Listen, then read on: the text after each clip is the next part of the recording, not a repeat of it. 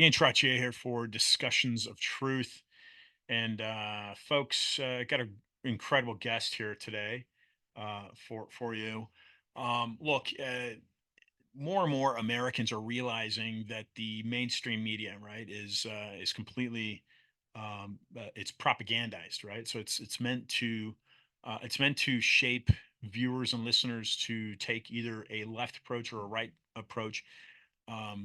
That's in some ways called a thesis versus antithesis, right? So Hegelian dialectic. And today's guest, and I just, by the way, I just returned from DC, where I'll get into that in a little bit. But today's guest is Ricky Schroder, the childhood actor. He's a Golden Globe winner. He at the age of 9 with John Voight, he filmed The Champ, which was a remake. So we'll bring Ricky on in a few minutes. But in DC, something very important, and I just got off the phone with an author that has published, is a New York Times bestseller. He also uh, he's also published with Skyhorse. He's done recent work with RFK Jr., with Judy Mikovits, Alex Jones, Zach Voorhees, the Google whistleblower. Um, I have expressed and shared this story with Kent and also with Skyhorse Publishing. There's a possibility that they take it on. I'm definitely taking the story on. This is a former FBI agent that uncovered and has uncovered John Brennan, the knowledge that John Brennan had of various what turned out to be terrorist suspects and terrorists that entered the country, i.e., the Boston bombing. John Donovan is a former FBI agent and private analyst that exposed Brennan's knowledge of this. On my website, Ian Trottier, that's INTROTTIER.com, I get into this and I make this available per John's permission. I make his binder, PDF binder, available for you to view. I've also sent it to a number of people, including James O'Keefe, um, to look at the work that Donovan has compiled. Um, it's all public, unclassified information. He's simply compiled it.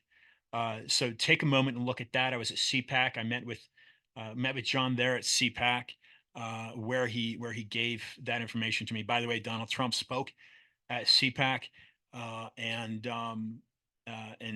addressed the crowd there at the Gaylord Convention Center.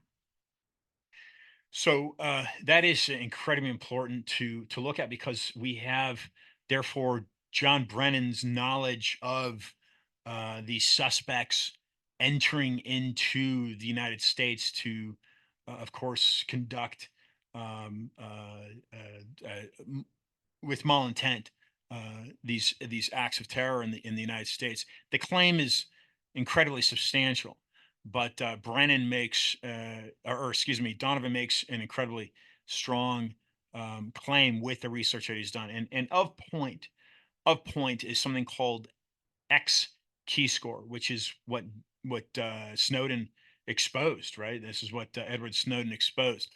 There's elements of the publication in the binder that if Snowden is available to get connected to, will further help Donovan show Brennan's knowledge of the cover up. If this is all entirely true, folks, if Brennan indeed had knowledge of this NSA program as the head of the CIA, then we're unraveling what is the deep state. And I will mention this to you.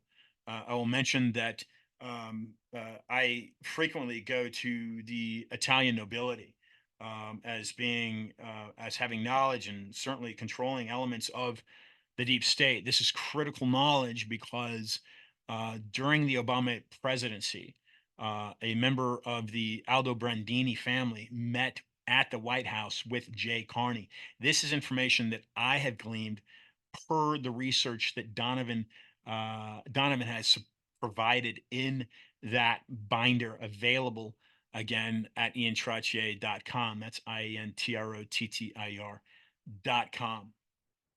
standing by, folks, for Mr. Ricky Schroder to join us, and we're going to talk to him really about what he understands as the various enemies facing the country today, and we'll get his view of what's happening in the country, and of course we're going to talk a little bit about what is going on in Hollywood, right? What has he been exposed to, right? In Hollywood, being a childhood actor and certainly acting throughout his career. What has he been exposed to? So we're simply waiting for Ricky to join the chat room here, and I'll bring him on once I see him having joined. So again, going back to uh, going back to the going back to the Donovan binder, the element of the deep state, and I'm going to simply mention Leonardo satellite. Um, the Leonardo satellite system uh, is critical in understanding. Here we go. Okay, so we've got Ricky here. Let's go ahead and open this up. Let's see. I might have to bring in Jim. Hey, Jim. Oh, here you go. Here we go. Okay. Admit. I think I got it here. Okay. Here. See, Ricky, are you there? Unmute there. Oh, here he is, Ricky. Yeah, just unmute him. Okay. Just gonna unmute this here, Ricky. To the top up there. Yeah, ask to unmute. There you go. Hi. There you go. Ah, There you go. Good. welcome. Hi, Ricky. Hello. Welcome to Discussions of Truth, Ricky. I am Ian Trottier, and I appreciate the work that you have done, sir. Good day to you. Good day to you, Ian. Thanks for having me. What do you want to talk about today? Well, well, I want to talk about saving the country, but for viewers and listeners, let's get into a little bit of Ricky. What you what has caused you to do some of the work that you do, and certainly you've got the Real American Heroes program that you started, and also the Council on Pornography and Reform. What caused you to start these organizations, Ricky? Yeah, Ian, thanks for that question. So I was a member of the Academy of Motion Pictures Arts and Sciences since I've been 8 years old. And, they're responsible for handing out the most prestigious Oscars to the best films. A few years ago, because of the DEI requirements, they changed the guidelines. And to be eligible for the Best Picture category, you actually have to have LGBTQ story themes and characters and personnel work on the films. And so it's an insult because, Gold Star families send their kids to fight and die in America's wars sometimes. And the Academy says that those stories aren't eligible for the Best Picture Oscar because of the DEI requirements. And when I saw that take place, I realized, Hollywood has fallen. And I still want to tell stories. I still want to make documentaries and films, but I wanted to do it out with a new structure. And so I set up a 501c3 Real American Heroes Foundation. And its mission is to tell those stories of the people that wear the uniforms and others in the past, present, and future who embody the values and the principles that made America great and aren't trying to destroy it. And so I envision building a Patriot PBS where we can, as viewers, take our money out of Hollywood and put it into an organization that produces films that honor us and don't tear us down. And it becomes like it'll grow because the endowment will grow as people purchase those projects. We'll have more funds available, and we can give scholarships to other storytellers and filmmakers because the programming is where we've got into this big problem. The programming from, Hollywood and music that has now been 40, 50 years pushed into our society and our culture is having its effect, its propaganda effect on us. And so that's why Real American Heroes was created. So other storytellers, not just me, and we can build something for us outside the Hollywood system to tell our stories. Yeah, let me ask you a question though, and I like the word that you've used, propaganda, and certainly this is a motive and a directive that's certainly not coming from constitutional values in my view. At what point in time you got started early in Hollywood at the age of 9? He said 8. You won a Golden Globe, I think it was. At what point in time in your career you've basically spent most 90% of your life exposed to and working inside of this propaganda machine, and now you're making Yeah. almost a 180, right? You're saying, wait a second, this is going in a direction that doesn't uphold my values. And I know, Ricky, that John Voight, I think you can correct me if I'm wrong, but John Voight, my understanding, has some of these conservative constitutional values, pro-America, right? America Yes. first values. Yes. However, what we see in the propaganda machine here is not necessarily, it's definitely not America first. At what point in time, Ricky, did you see that value system not supporting those of your own? Well, I don't know how else to say it, That but makes sense. Yeah. I was a counter programming asset. I wasn't an actor.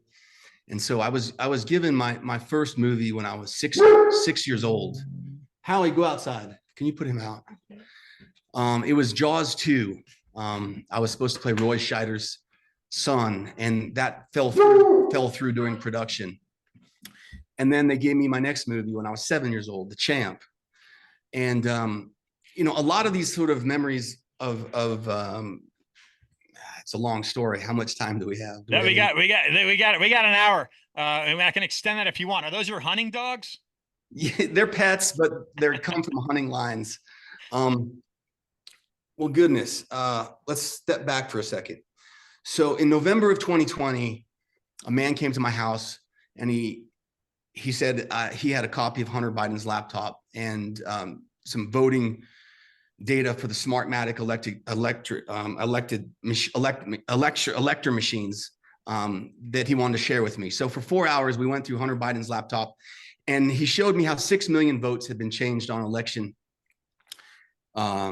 night in 3 main attacks from Iran, Syria, and Iran, Russia, and China.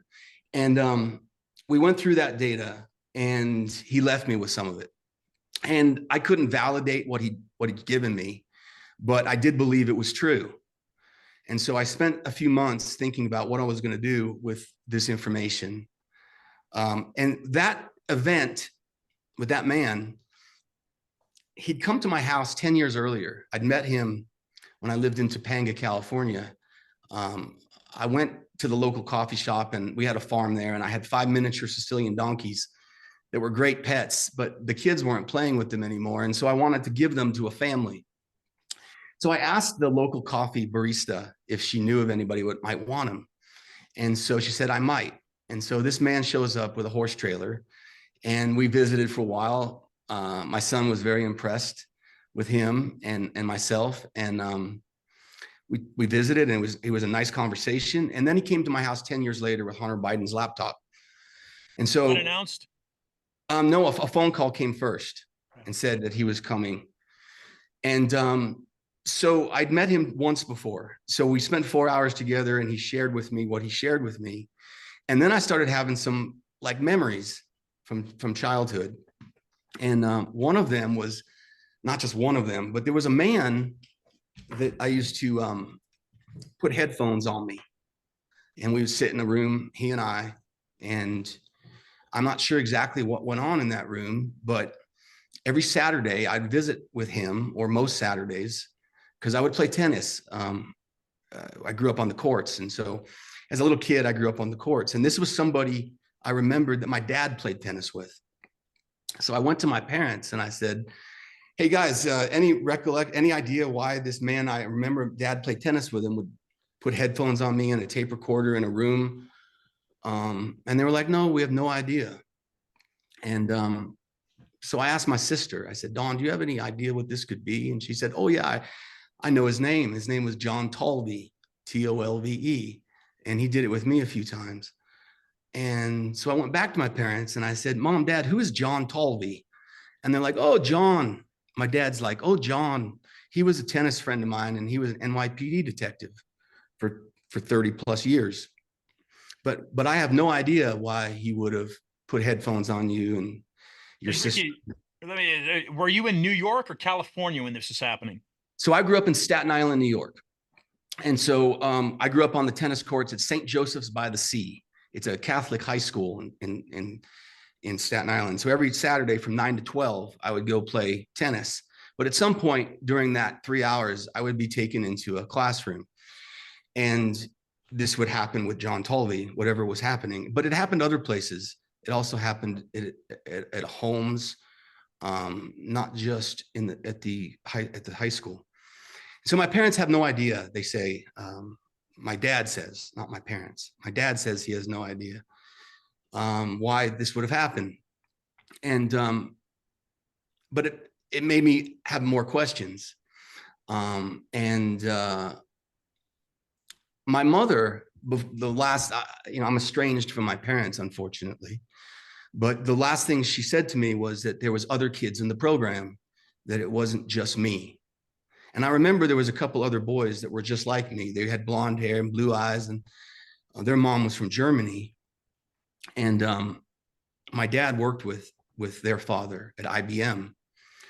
And so I'm not sure how many kids were involved in the program, but there was a program, and there was a bunch of parents, all related to IBM or AT&T parents, that had children that they were pushing into, or somebody was pushing into the entertainment field and giving movies to, giving opportunities to. And so I was given the champ when I was 7 years old. And all those memories related to that whatever it was came back after they brought me Hunter Biden's laptop. And then as I look back in my past, and the documentaries I made in Afghanistan, the access I was given to go deep into the process of war, it's not normal, the amount of access I was given to tell the fighting season, let's say, the documentary. And so I believe there was a program, and it was Ronald Reagan's program, because I got to meet him 3 times when I was younger with my father. And from what I can determine is that propaganda came in big time under his reign, his administration. There was something that happened in the law that allowed propaganda for the first time to be to be allowed into America in the way it was. And there was a change in the law, and I'd like to identify it for you. I looked at it one time, and I don't recall it off the top of my head. And I believe that this was a counter-programming effort that Reagan had, because he knew the power of influence of celebrity, and that they planted me there, and then they sort of reignited me, if that makes any sense, re-engaged me. Yeah. Also interesting, there's 2 things that come to my mind, Ricky, under this administration you're speaking of, Ronald Reagan. And by the way, I think he's the original "Make America Great." I think that was a slogan that Reagan had come up with. I'm not sure if that predates him, but I believe he used that. The first thing is the vaccination legislation that was passed under his administration, where the pharmaceutical companies cannot be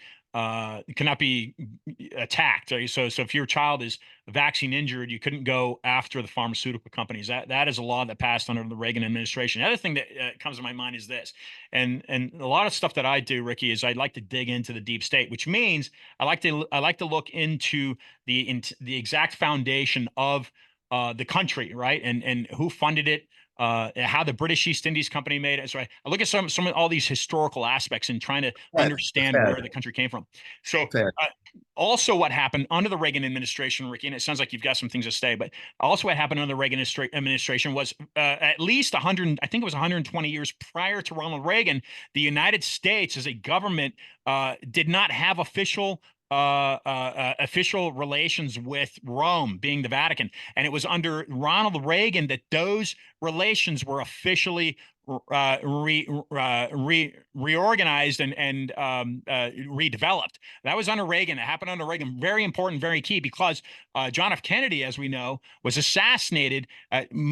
My interpretation is not he was not assassinated because of some crazy Marine. That was a well-organized hit on a man that wanted to liberate the economy from the Federal Reserve System that had been passed in 1913, and he wanted to reinstitute the U.S. Treasury. So a lot of this has to do with money, and you're bringing propaganda, and that means brainwashing basically the masses to think in one way or another. Anyway, some of your thoughts. Yes. You know, my grandfather Hans Schroder grew up in Egypt in the embassy, in the German embassy. His father was a diplomat in Cairo, Egypt, and he came to America, Hans. And I guess, you know, right before World War II, a lot of people were concerned about the Germans, and some feds showed up to his house, and there was a radio involved that they took, and this is according to my father. And my father says that he was just listening to German opera, and it freaked the neighbors out in Bay Ridge, Brooklyn. And Rise of the Valkyries, I think it was the song. And so anyway, they got my family became known to the feds back then.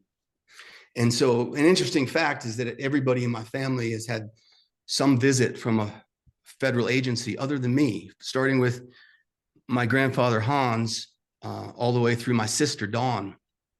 They've all had visits, official visits, from some federal security apparatus agency. I never have. So I don't know where that fits in with all this, but it's just interesting family history. I don't know how to transition out of that because I have more questions than answers about it. The fellow that you'd met, and it sounds like you met him playing tennis as a kid, and then he reinserted himself in your life. So it's almost as if your entire life was being tracked, but he reinserted himself into your life, if I've got this right, and he brought in the Hunter laptop. No. Yeah, go ahead. So John Talvey was the man that I guess you'd call him my programmer. I don't know what he was doing with headphones on me other than some sort of education. MK Ultra? I don't know. I don't know exactly. But John Talvey passed away in 2019. The man that came to my house and brought me the Hunter Biden stuff, he said that he worked as a contractor for 3-letter agencies. He's also the man that took my donkeys 10 years earlier from my farm. So 10 years prior to giving me the Hunter stuff, he came to my farm and took those donkeys. John Talvey was my father's tennis player, a partner in New York, and it was a NYPD cop for 30 plus years. And I remember I lost contact with John Talvey once we had moved, but I never lost contact with tennis coaches until I was about 19 years old. I had tennis coaches on East and West Coast that I never asked for, but it was always new people coming through my life as coaches to work me out. And so I'm assuming there was whatever they were trying to instill in me, it was reinforced through tennis. Because like I said, I had a busy career and I had no need for tennis coaches, but they were there. And do you remember them shaping your thoughts in one way or the other regarding tennis or Hollywood? Obviously, you excelled as an actor more so than tennis, or at least you decided to put energy that way. I'm an asset. I'm not an actor. It's an asset. Right. Right. That's Explain that. Ricky, explain that. What does that mean? well, like my room as a child was decorated with Revolutionary War motif. So my bedspread, my pillow, all the art on my walls was all from the founding fathers. And so I slept every night in a comforter with pictures on the wall of our founding fathers. If you go to St. Joseph's by the Sea High School rec room today, you'll see some of the same artwork on their walls that was in my bedroom as a child. And so I believe it was I'm assuming, but I believe it had to do with 1776, and it had to do with the founding fathers, and it had to do with the Lord, and it had to do with these kinds of issues and concerns and thoughts. It's my best guess. And do you feel that you have been used as a productive asset? And whose asset are you? Are you still an asset? I don't know how they feel about me now, because I'm talking about things that maybe they don't want talked about. So I'm not sure. They haven't come after me, I know, and they have ways to do that if should they want to, and they haven't. And so I don't know if I'm being protected or what, but I'm an asset of the Lord is really what I'm an asset of, because I do believe that Jesus is the only way out of this mess, and at the point we're at, and so whatever their intentions were for me, I'm not 100% sure, but I know what my intentions are now. Ricky, who's the they? Who do you think the they are? The people that program the news, the people that create the news cycle, the people that control our emotional and our emotional states as a nation. These are the people, there's good and bad in the CIA. There's good and bad in every organization. And so I think that's the CIA. The CIA. And speaking of John F. Kennedy, right? I just had this conversation with a guy named Alan Ehrlich, and he runs a construction company he lives at 502 Park Avenue. I just did a podcast with him yesterday, and a friend of mine. And I asked him, I says, Alan, he's known Donald Trump since the 80s, I think, and maybe even the 70s.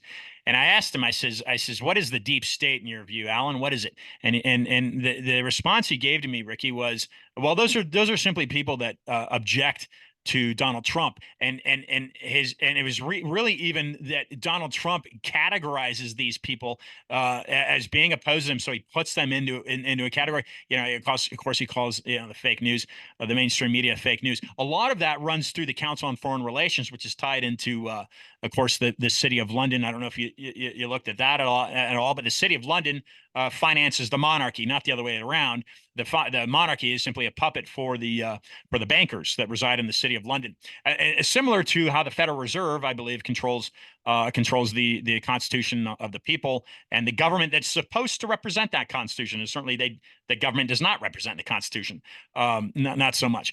So the deep state therefore becomes a very complex answer. And what is a deep state? And so I disagreed with Alan. But one of the things I inserted, Ricky, was, wait a second. So you take a Republican versus Democrat, and it doesn't really matter what side of the political field people may align themselves with, because they're both driving the national deficit out of control. They're both, $34 trillion deficit. It doesn't really matter if it's Republican or Democrat.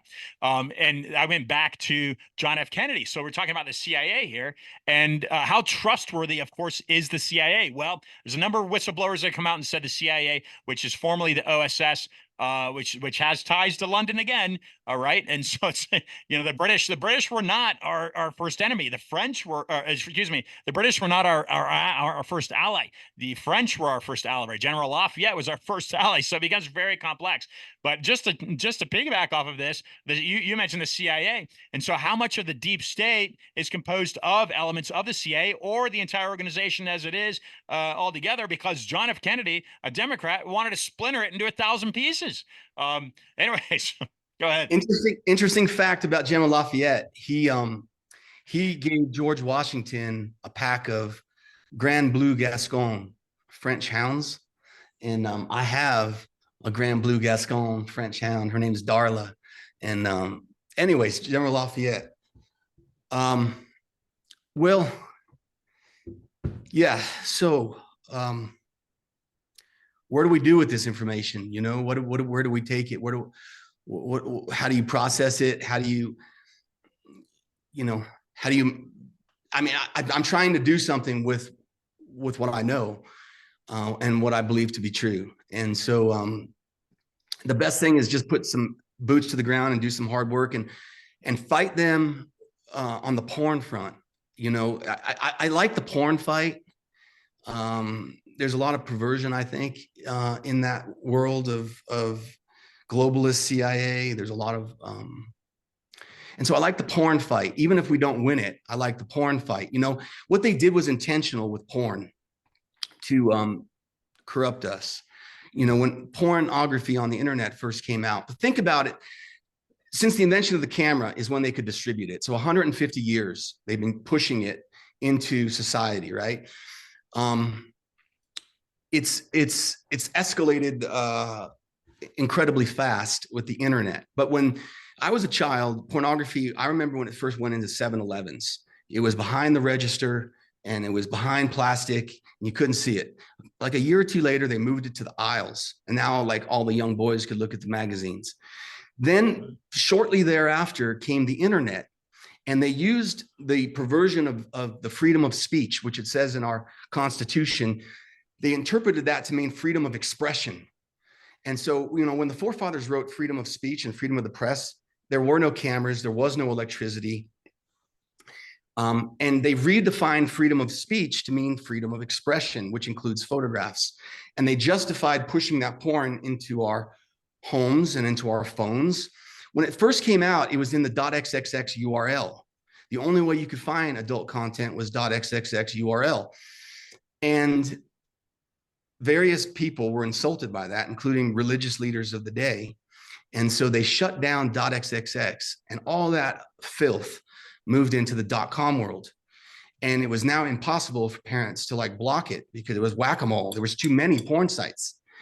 Before, when it was in .xxx, you could just put a block on your home to anything from .xxx, and you didn't have to worry about it. And so that's one of our major goals, is to get all adult content pushed back into the .xxx URL. And the second major goal is we want to off switch for America. Americans love choice. They love the choice. So why don't Americans have the choice to tell Verizon or AT&T or Comcast or whoever provides your internet, we want all adult content turned off to this account and these sub accounts. And then the family can be protected. You don't have to worry about your teenage boys snooping around on porn because it's off at the cellular provider level. And so those are the two main asks that our council is going to be putting forth. We have others. But if you wanted to learn more about us, you know, you can go to councilonpornreform.org. And it's a good fight to have, because I want to see the people that fight against us, the people that say this is freedom of speech. Yeah. And it exposes your enemies. It reveals them. And so even if you don't win these fights, sometimes they're worth having. And so we're having, you know, we've taken on this fight at this time. That's great. Do you see anybody revealing themselves right now? And I want you to talk a little bit more about. You refer to yourself as an asset. That's very insightful. What do you see inside the Hollywood machine? Are there people out there that you would trust right now, Ricky? Or are there people that are revealing themselves as being part of this this cabal? Well, I believe there's other assets. And they get designed different ways. You know, the Lord can just convict somebody and change them to his asset as well. What I'm talking about was a different kind of program, but I do believe there's assets and I believe we're outgunned and outmanned big time. And I don't know if that program still exists, or or what they're doing. I'm sure it does. Why would they stop it?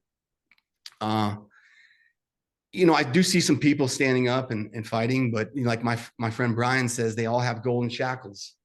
A lot of people in Hollywood, they want their money. They don't want to rock the boat. They just want to do is get along with everybody so they can just slide under. But we're at a point in society where, those are cowards to me.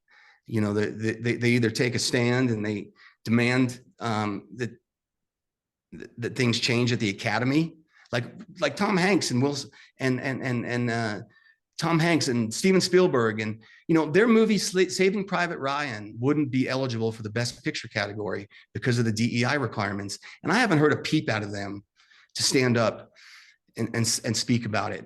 Hollywood's just full of, I don't know, they're different than us. They're not the same. The way they see things and their goals, a lot of them, they're just different than us. It might be a little more self-serving, a little more shallow, and like you say, simply in it to survive economically and not so much make a difference culturally. Um, uh, Talk a little bit, Ricky, about the border. What are your thoughts on the border? And again, here I am talking to this guy at 502 Park Avenue, and I asked him how he feels about illegal immigration and open border, and he says he has no problem with illegal immigrants coming to the country, but these people, what are we at? Is it 13 million so far in just a few years? The country is being the culture, language borders and culture is what identifies a country, according to Michael Savage, who I used to listen to quite a bit. But I agree with that, and that's being absolutely slaughtered by this globalist machine. It seems that their desire is to destroy the identity of America, which is what is made American. So you infiltrate and invade, you erode and destroy. Let me mention this to you, Ricky. So I was in Arizona recently, and I've gone down, went down to the border. I spent 3 days down on it, and I was introduced to a guy named Michael Yon. And I get on the phone with Michael Yon, Ricky, and I spend 2 hours on the phone with him. He's down in Panama. He's at a former U.S. Army base called Fort Clayton, and he tells me that the fort has been turned into a UN agency called the International Organization for Migration. This was part of the Carter-Torrijos Treaty back in '79 that said at the end of the century the canal would return back to the Panamanian control. So I says, Michael, I says, what are you finding down there? And of course, you got the Darien Gap, which is where the roads are. A road to connect north and south is not. It's not able to engineer. They can't engineer a road on this Darien Gap. And keeping in mind for listeners and viewers, the country of Panama broke away and declared independence from Colombia. So there's a lot of that interchange still in existence today. But here we have the Teddy Roosevelt starting the Panama Canal and then being finished. I think it was either under Harding, maybe under Wilson. But it took centuries of the Scottish, I believe, perhaps the French, certainly the Spanish were in there trying to canal this isthmus. It was a large fight. And then for the U.S. to just hold on to it for a few decades and then turn it back over, it sounds like it's part of then this debt system, right? So who was Carter in debt to? My point here is this, Ricky: the International Organization for Migration, according to Michael Yon, is orchestrating this invasion northward. What are your thoughts? So it's a UN, right? It's a globalist agenda, a UN agenda. It's not an American first agenda. But what are your thoughts on the border condition? And Yeah, so there's a huge movie out right now called Migration, and it's a children's movie, and it's programming the children to believe that migration is good, because the storyline in the Disney film is that the waterfowl migrates and gets to safety out of the storms, and then so migration is the word they're all using, right? Instead of illegal aliens or illegal immigrant, they're using migrants. So you can see the CIA at work there, programming the next generation of children to believe that migration is a good, safe thing because the animated movie says it. You could look at Survivor, the TV show that changed the landscape of reality television and the culture. This is a show where people lie, cheat, and steal, and whoever does it best wins. This is a show where people compete for idols. I don't know if you've ever looked at the Bible, but the Bible warns us against idols a lot. And so here's the biggest show on TV for 25 years. And the goal is to get the immunity idol, right? You look at American Idol, the TV show, the singing. Again, they've got us chasing idols. You look at and who's behind that? It's CIA. You look at the furries and the rise of the furry people that pretend like they're animals and trans species and all the people that are in that world. It's connected to bestiality. It came from Disney. You look at Minnie Mouse and Mickey Mouse and Goofy and Donald Duck, the first furries. So they have a deep-seated plan to manipulate, control the thoughts, and control our actions, therefore. And the borders, it's tragic what's happening. You know, citizens of our nation are being killed by violent criminals that are coming from other countries. Yeah. This is treasonous. It's treasonous, their behavior. It's treasonous what they've done. And so many of our fellow citizens are, I guess, low education or low IQ level and just ignorant to the realities of what's happening in our country. And so we have to help them along, and we got to. We also have to stand for the law and the truth, and not be afraid or worried about being called names by them, because we want secure borders and we want law and order. You know, when you decide to speak up, you know, you have to have the courage to just whatever comes with it. And I knew when I bailed Kyle Rittenhouse out of jail that I was going to get a lot of hate. And so I'm glad that I did that for Kyle. And, you know, I did get a lot of hate. And, you know, he deserved his day in court, and he deserved to be treated properly in the press and not convicted. And so, but once that action happened, there was no going back for me. Not that I ever wanted to, but that changed my life, bailing that kid out of jail. Well, thanks for doing that. I didn't know you were involved in that. And look, I'm gonna send you. I was recently at CPAC in DC, and I met with a guy named John Donovan, a senior who actually is from New York, and his father was FBI agent based in New York. But he gave me a binder, Ricky. He gave me a binder that exposes John Brennan's knowledge of various terrorists entering the country, i.e., the Boston Marathon bomber. Because John had access to, as a private analyst, to databases, CIA databases. What the CIA was using was an NSA program called X Key Score. I'd be happy to send this to you because he's trying to get this information out. It ties in, of course, to what Edward Snowden exposed and the corruption. But essentially, what Donovan's work shows is that John Brennan had knowledge of these terrorists entering the country and a knowledge of what they were going to do, and he didn't expose it. Of course, he kept it under lid because he was cashed out on the backside to the tune of about $4 million of this software program. So I'm happy to send that to you if you'd like to take a look at that. But again, here it's CIA.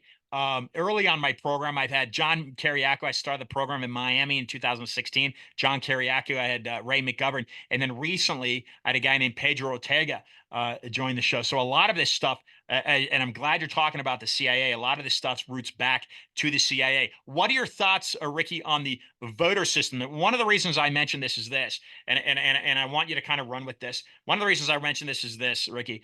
There's a woman that I befriended a couple years ago that basically blew the whistle. She's not a whistleblower, but she blew the whistle on a program called Leonardo, the Leonardo satellite. And the Leonardo satellite evidently is manipulating through a network with Germany, was manipulating the voting system system at the 2022 election. I firmly believe that the information she has is accurate. During the Obama administration, again, this is when Donovan's doing his work with Brennan. During the Obama administration, there's public record that a Lorenzo Aldo Brandini, which is Italian nobility. And by the way, Maria is being sued by the Italian government.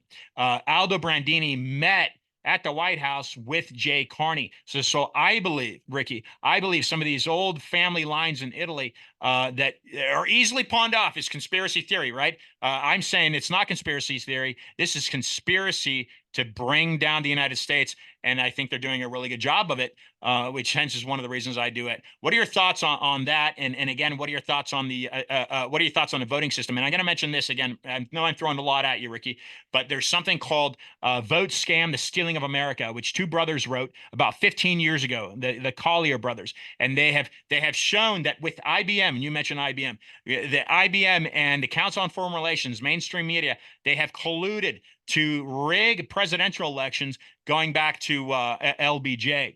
Anyway, it's a lot to digest. What are some of your thoughts? I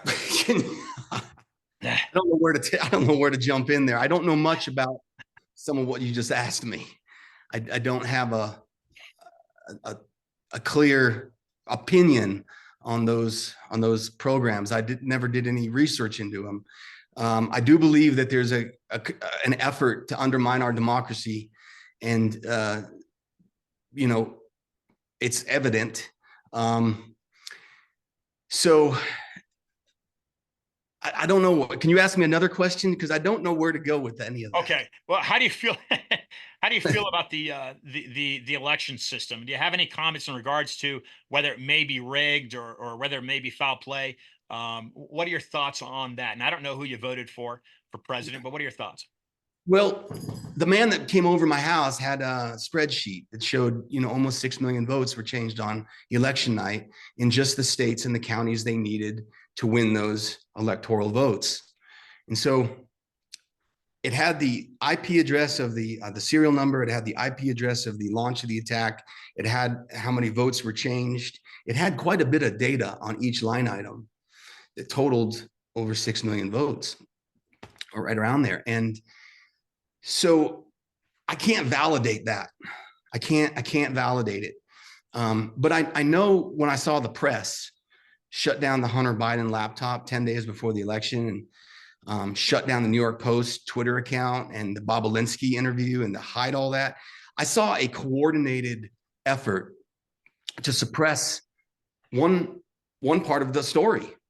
And, from what I know in Nazi Germany, that's what the Nazis did. They took over the radio, and they took over the TV, and they took over the newspapers, and anybody that resisted them, they destroyed or shut down or ruined their lives. And I saw incredible similarities to what I'd heard about the Nazis. My hero, my great uncle Tiny, was a captain in General Patton's Third Army, and I grew up at his feet. Raymond Berthoff was his name. And so he talked to me about the Nazis. He fought them and killed many. And he and because of my grandfather coming from the German embassy in Cairo, Egypt, growing up there, I'd heard about Nazis from my father's side. And so I saw Nazi behavior, and the Nazis, they were wicked, obviously, but they, like, for example, they released diseases into the Jewish community, and they told the German neighbors, these people won't vaccinate. They're dirty Jews. And so when the Jews were dragged away from their houses at night, their German neighbors that were non-Jews, they kind of just turned a blind eye to it, and they let it happen because they already had been convinced that they were diseased and dirty vermin by the propaganda. And so when I saw COVID and I saw them trying to force mask me, I knew if they could get away with force masking me, they could force injection the rest of us. And so I kind of drew a line about the masks, got kicked off an airplane for the masks. Nice. Got sent a fine by TSA for the masks. What was the airline? United? I don't even remember, but they sent me a $13,000 fine, the CSA. They said, this is your penalty if this happens again. And anyways, so I saw the Nazi behavior in the way the media was acting and the way medicine was acting. I mean, the Nazis experimented, they were the first to experiment on human beings in the recent past. Like, they experimented on twins, they experimented on humans. And when I see this gender transitioning and the cutting off of little girls' boobs and things, it reminds me of Nazis. It reminds me of Nazi behavior, experimenting on human beings.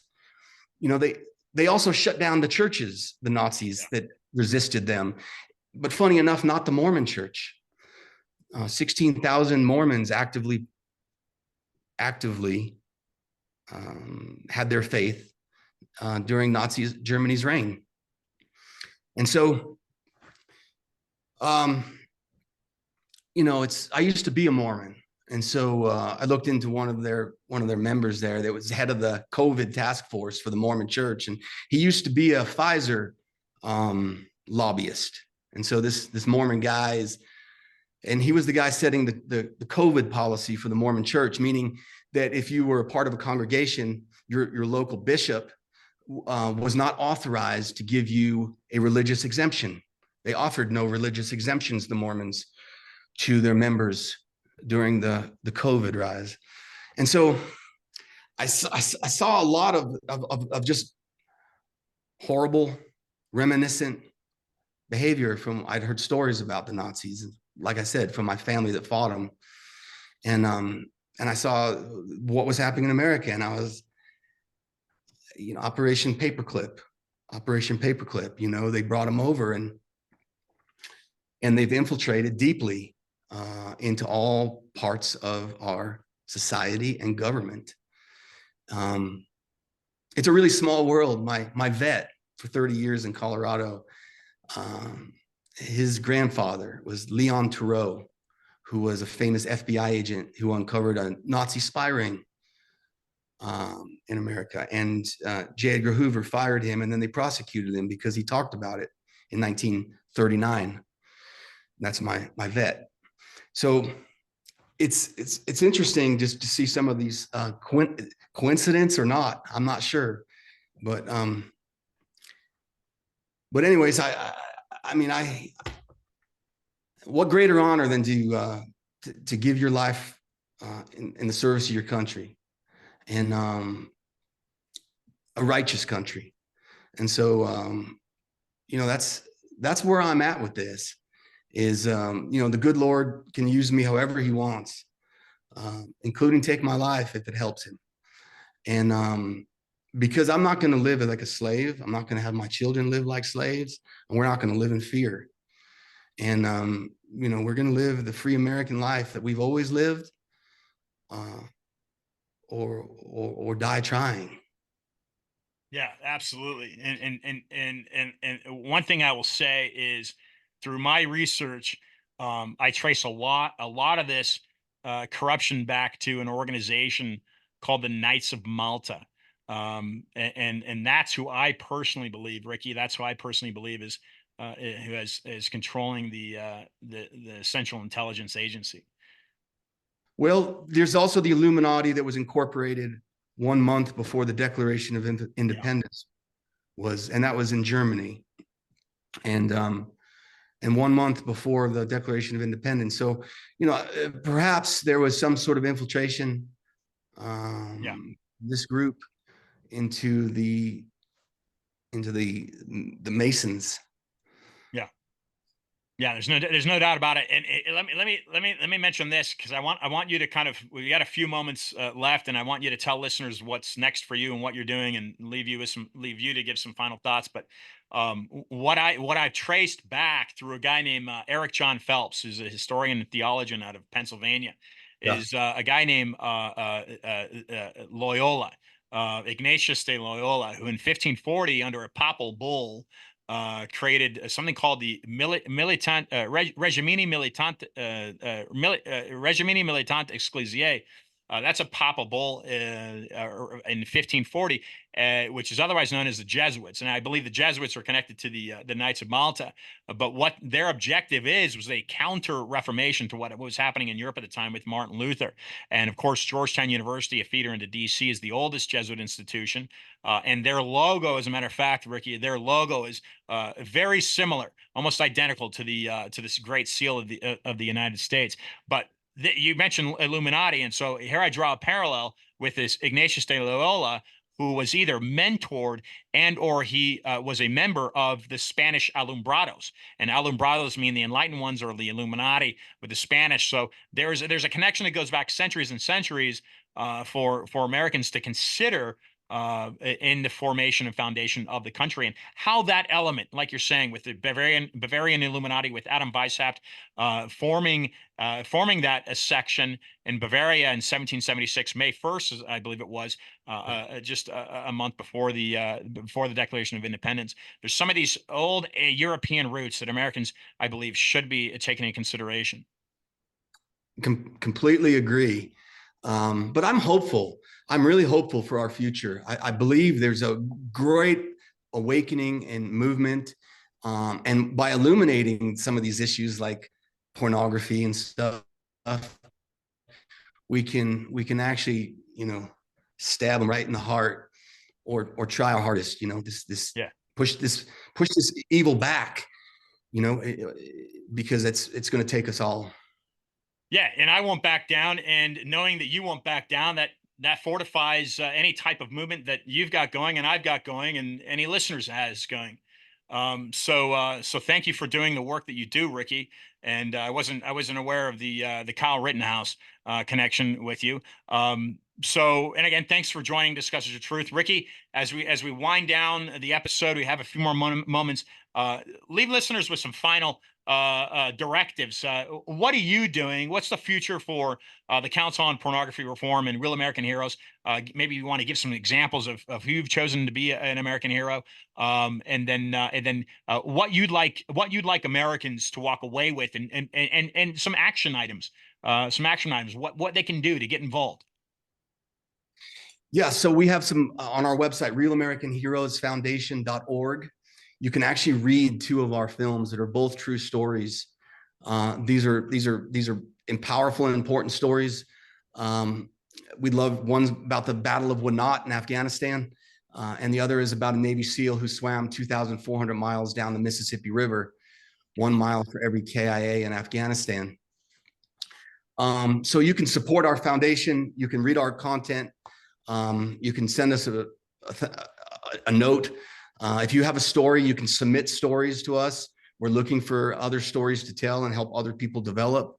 So we have that process. We all got to pray. I mean, we really do have to reconnect, in my opinion, with the Almighty. There's a lot here in the physical world that can cause us to have stress and fear. But I'd like everyone to understand that I believe truly that this is the temporary world. This is like the projection in a sense. But the eternal world is souls are eternal, I believe. And so I believe that will come after the physical. So don't fear. This is temporary. Whatever you're going through is temporary, and there's an eternity after this. The Council on Pornography Reform, we're trying to collect stories of Americans that have been hurt by pornography. A woman at the airport came up to me the other day and told me that her husband had taken his own life because of pornography. He'd seen some child porn, and an investigation was opened into him. And instead of putting his family through that, he decided to take his life. And so, there's stories out there about people that have pornography has really hurt them. We'd like America to share those stories if they want to give any of their own personal testimonials. And you can learn about that on councilonpornreform.org. We are developing legislation. So I've hired an attorney in Virginia who has experience with writing legislation. And so we're going to get that legislation written to the 80% mark regarding we want an off switch, and we want it back in the .xxx URL. Once we have that legislation written, we'll bring it to look for sponsors. And then the Congress and the Senate will put it through their process. We're just trying to create a movement and energy of people, because there's lots of good people out there that see the perversion is wrong. If we can unite those Americans and we can get some good legislation passed, or maybe even Trump needs to sign an executive order about this when he gets in. I don't know. We can then take that energy, though, into the next issue. Pornography can be a uniting issue that we want to protect the little ones and all of us from. And then we could take that group of people into like balanced budget and deal with the Fed, and term limits and other positive things that can affect our lives. But we need to build a group of people and some energy first. And that's what we're trying to do with Council on Porn Reform. And then one last thing I wanted to let you know is what is it? Creature from Jekyll Island, Julie, on YouTube? Jedward Griffin. What? The Road to Jekyll Island on YouTube. My significant other did a documentary series, a short one, 15 episodes, and they're like, how long each? 10 minutes, about the Fed. Nice. And so it's really good information on the Fed and the history of that cursed ground too. I've been to Jekyll Island and I've seen where the phone call was taking place. So I'm very interested in checking this out, Ricky. Very much interested in that. Yeah, so that you can find that on YouTube, and it's a whole thing on the Fed. Okay. Ricky, some final thoughts, some final words. I've got about 90 seconds left. I'm going to leave you with the last word. Goodness. We've all been fooled. The propaganda has been intense. It's been nonstop, and it's led us astray. But it doesn't have to stay this way. We can correct it. We do have to correct it, or else the trajectory we're on is the end of our nation as we know it. So please wake up, America. Please wake up, parents. And let's fix this socially and economically for the little ones coming behind us, because we're being very selfish in our behavior and not thinking about what world we're going to give them. And they're going to be slaves. I mean, every child is born now, I think, with what is it, $50 or $75 or $100,000 of debt on their head, and they haven't incurred any of those bills, but they're being born into a sense of servitude, economic servitude. So let's fix this. Let's pull together. Let's stop arguing, and let's get some solutions to make it better for all of them. Ladies and gentlemen, Ricky Schroder. Ricky, I look forward to inviting you back on the program. Thank you very much. Have a good day.